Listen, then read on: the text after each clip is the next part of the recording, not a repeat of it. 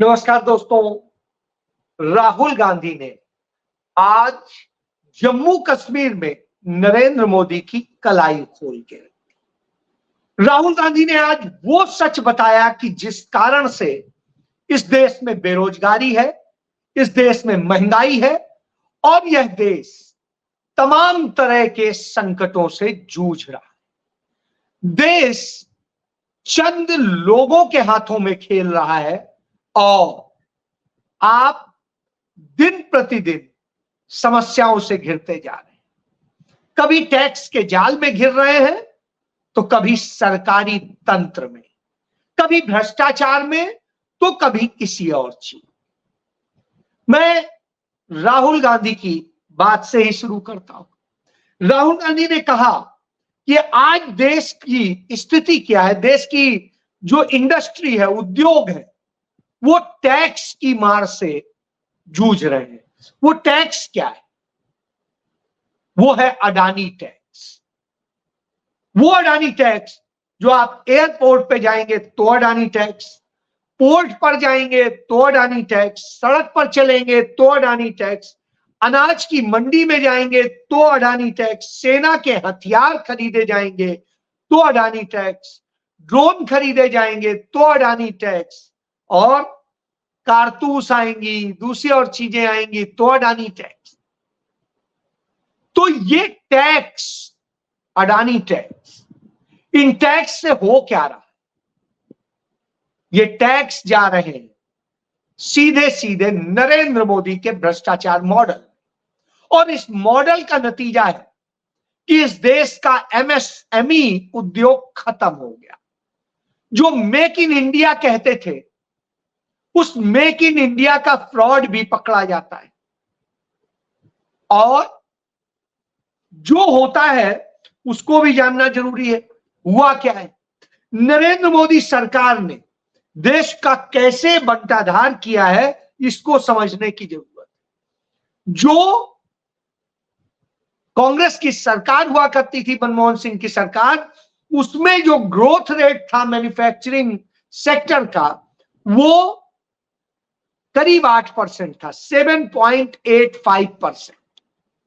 लेकिन नरेंद्र मोदी की सरकार में वो हो गया 3.1%, यानी 4% से अधिक, करीब करीब 5% कह सकते हैं। तो उतना जो है मैन्युफैक्चरिंग गिर गई है।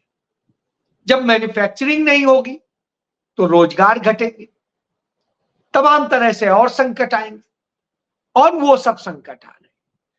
क्यों आ रहे हैं? जिस तरीके से आप एम्प्लॉइज का नंबर ले लें, एम्प्लॉइज की जो ग्रोथ हुआ करती थी वो हुआ करती थी 6.2% की दर से बढ़ रही थी, जो मैन्युफैक्चरिंग में एम्प्लॉय की है फैक्ट्रीज में। और नरेंद्र मोदी के शासनकाल में वो 2.8% रही थी, यानी बेरोजगारी का कारण आपको बता दिया। अब जो हालात हैं जिस तरीके से, वो आप देखिए कि लगातार एम्प्लॉइज कम हो रहे हैं। मैन्युफैक्चरिंग की स्थिति यह है, एम्प्लॉयमेंट जो है लगातार गिर रहा है। और जो कांग्रेस शासन काल में एम्प्लॉयमेंट था जो मैन्युफैक्चरिंग सेक्टर में, वो 12.6%, यानी 12.6% की ग्रोथ रेट थी वर्कर्स 2012-13 में। और स्थिति क्या होती है जब नरेंद्र मोदी की शासनकाल में, लास्ट जो डिटेल अवेलेबल है गवर्नमेंट के डेटा में, उसके मुताबिक उसकी 11% भी नहीं रह गई, 10.9% हो गई। अब आप सोचिए इस दशा में ले आए।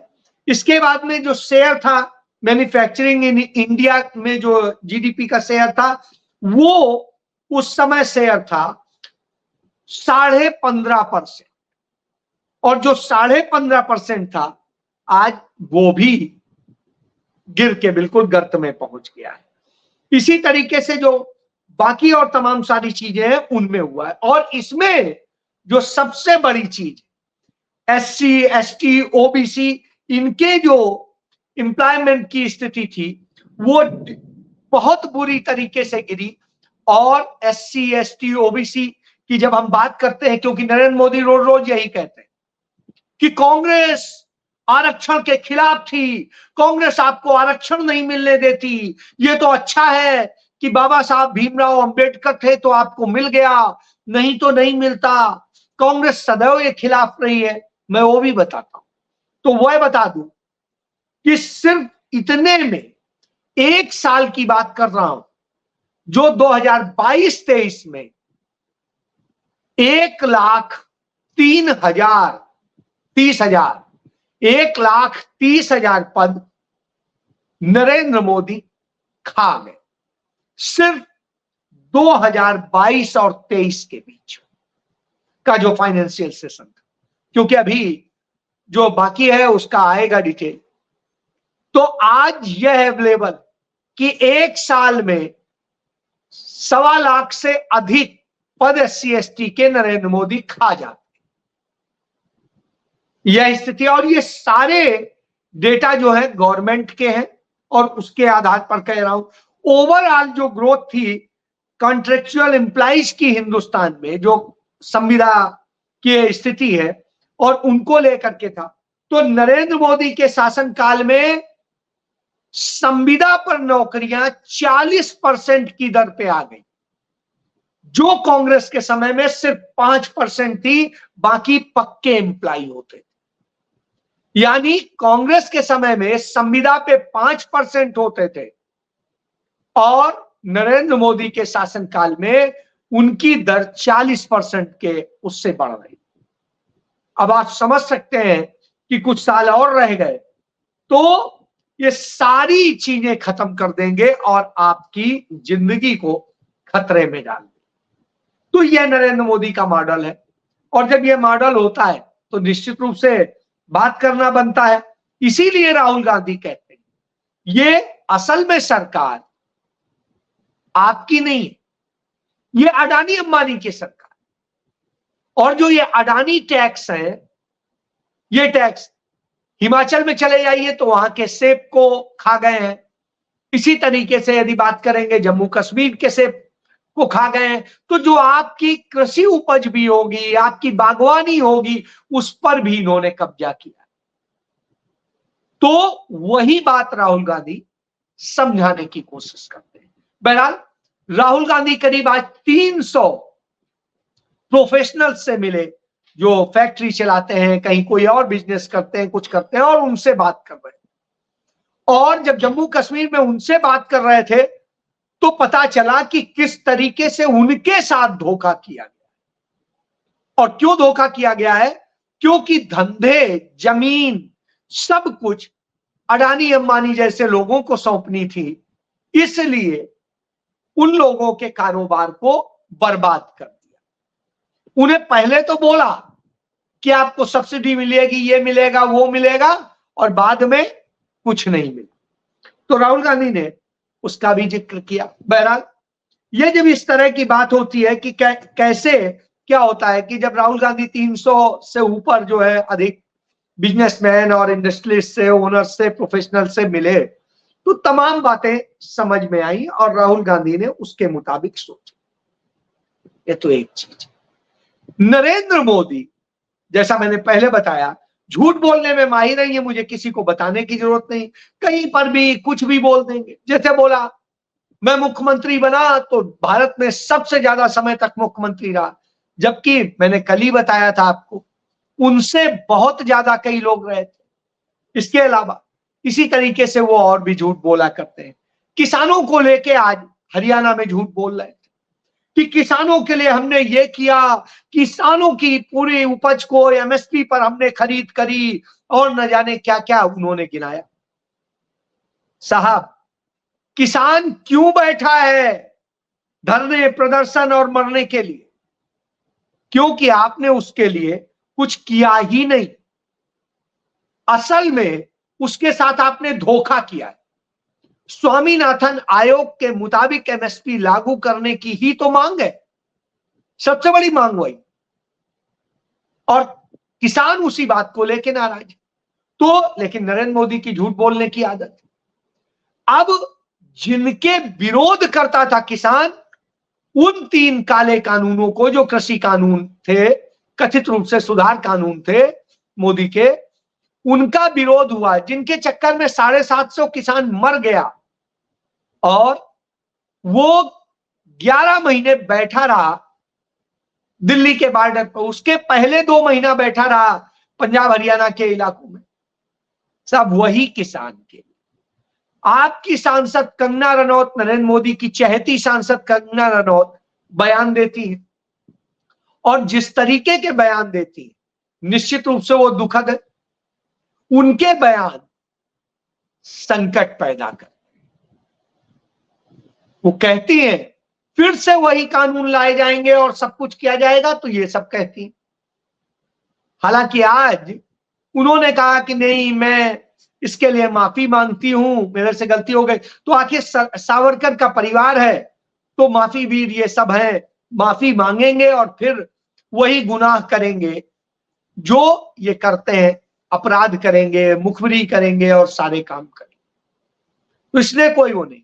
इसी तरह से उत्तर प्रदेश का एक इनका एमएलए है जो दिल्ली बॉर्डर पे ही है, वो साहिबाबाद से, वो नंद किशोर गुर्जर, वो कहता है कि मैं कंगना रनौत की बात का समर्थन करते हुए कहता हूं और बार बार कहता हूं कि वो कानून फिर से लागू होने चाहिए, उन्हें वापस नहीं लेना चाहिए, और इस तरीके से वो तमाम बातें कहता है। जब वो ये सारी बातें कहता है, भारतीय जनता पार्टी का कोई आधिकारिक बयान नहीं आता। किस पर कहेंगे? नरेंद्र मोदी अपनी रैली संबोधित करते हैं और वहां पर ये नहीं कहते। इसका मतलब जो छन छन के खबरें आ रही हैं कि भाजपा ये प्रयोग कर रही है कि इस तरह से हम छोड़े शगुफे, उसका क्या असर होता है, उसकी क्रिया और प्रतिक्रिया देख के फिर आगे का एक्शन, यानी फिर से वो काले कानून लादने की साजिश नरेंद्र मोदी सरकार रच रही है। यही वजह है कि मनोहर लाल खट्टर ने यह कह दिया, ऑफिशियली कह दिया, जो मंत्री भी है नरेंद्र मोदी के, पूर्व मुख्यमंत्री है हरियाणा, कि जो बॉर्डर पे किसान बैठे हुए हैं, प्रोटेस्ट कर रहे हैं, मांग कर रहे हैं, 65 किसान जो वहां मर चुके हैं, उनको कहा ये किसान नहीं है, किसान के भेष में ये भेड़िए हैं। अब आप समझिए, क्या ये किसान का मुखौटा ओढ़े हुए कोई और है? इससे समझ में आता है कि भारतीय जनता पार्टी आरएसएस कितना नफरत करते हैं उस वर्ग से, उस किसान से। बहरहाल यह हुआ। इसके बाद में वही मनोहर लाल खट्टर टीवी के कार्यक्रम में कहता है कि ब्रजभूषण शरण सिंह के खिलाफ जो है झूठे आरोप लगाए गए।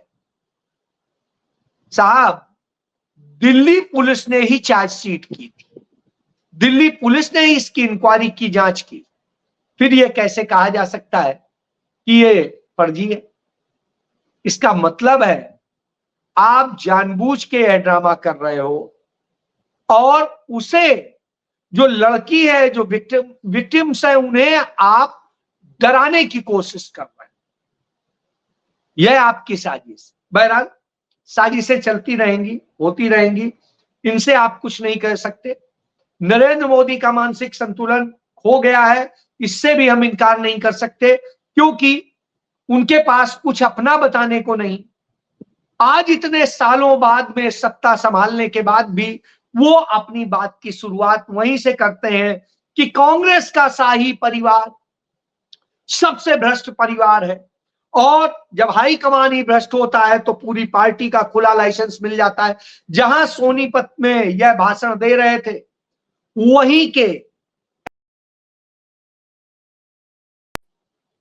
के एमएलए सुरेंद्र पवार को नरेंद्र मोदी की ईडी ने गिरफ्तार किया था, भ्रष्टाचार का आरोप लगाया था 25 करोड़, और हाई कोर्ट ने क्या कहा कि यह गिरफ्तारी अवैध है, कार्रवाई अवैध है, और यही कहते हुए सुरेंद्र पवार को छोड़ दिया। पिछले 10 साल से हरियाणा में भी और दिल्ली में भी भारतीय जनता पार्टी की, नरेंद्र मोदी की एनडीए की सरकार है, और बड़ी बड़ी बातें करते हैं कि हम यहां तीर मार देंगे, वहां मार देंगे। यदि यह शाही परिवार दोषी था, इसके पास कोई गलती थी, कहीं 1 रुपए की गड़बड़ थी, तो क्यों नहीं गिरफ्तार किया, क्यों नहीं चार्जशीट की, क्यों नहीं कुछ किया? किसी और को करना था। इसका मतलब है आप झूठ बोलते हैं और असली भ्रष्टाचारी आप हैं, क्योंकि आपके भ्रष्टाचार की कहानी चारों तरफ सबको पता है। घर घर में बच्चे बच्चे को पता है कि कैसे आपने अडानी अंबानी के नौकर की तरह काम किया है, उसके एजेंट की तरह काम किया है। तो यह समझ लीजिए, उन्होंने नहीं लूटा, 10 साल में आपने कितना लूटा है, इसका उदाहरण है कि कांग्रेस का कार्यालय आज भी तमाम जगह बिल्कुल साधारण से होंगे, मरणासन्न होंगे, छोटे से होंगे, लेकिन भारतीय जनता पार्टी का कोई कार्यालय ऐसा नहीं है जो 5 स्टार स्तर का ना हो। और हर कार्यालय की स्थिति यह है कि जिस भारतीय जनता पार्टी के चंद कार्यालय हुआ करते थे, आज 750 जिलों में देश के उनके कार्यालय बन चुके हैं, 5 स्टार बन चुके हैं। और आपका राष्ट्रीय कार्यालय 7 स्टार। तो यह भी सामने आ गया। चलिए, अब आप कहते हैं कि कांग्रेस ने किसानों को लूटा, तो कांग्रेस ने तो किसानों को नहीं लूटा, किसानों को आपने लूटा, उन पे गोलियां चलवाई, उन पे लाठियां चलवाई, उनकी राहों में कीलें बिछवाई और न जाने क्या क्या किया। इतने किसान मरे हैं जो रिकॉर्ड है, या तो अंग्रेजों ने मारे थे या आपने मारे, यह भी सब। और किसानों की लड़ाई अब से 105 साल पहले पंडित जवाहरलाल नेहरू ने अमेठी, रायबरेली, प्रतापगढ़ की इस पूरे इलाके में लड़ाई का नेतृत्व किया और तब वो किसानों के लिए लड़े थे। तो अब आप सोचिए, अंग्रेजों से लड़े थे। नील की खेती करने वाले किसानों के लिए बिहार में लड़ाई लड़ी गई थी, हर जगह कांग्रेस ने ही लड़ी। अब आता हूं, जो आपने आरक्षण की बात की। आरक्षण देश में जब पहली बार सरकार बनी 1935 में, जो एक्ट पास हुआ जिसके तहत 37 में बनी, और कांग्रेस ने जब उसे लीड किया, तो उस समय से ही आरक्षण करने की व्यवस्था की गई। तब डॉक्टर भीमराव अंबेडकर नहीं थे। उसके बाद में जब 1946 में पंडित जवाहरलाल नेहरू ने डॉक्टर अंबेडकर को कहा कि आप हमारे साथ आइए, और फिर जब संविधान सभा बनी, डॉक्टर अंबेडकर उसके लिए सदस्य नहीं थे, तो अपने एक सदस्य का इस्तीफा दिला के वहां से वो अंदर लाए और संविधान सभा में जिम्मेदारी सौंपी।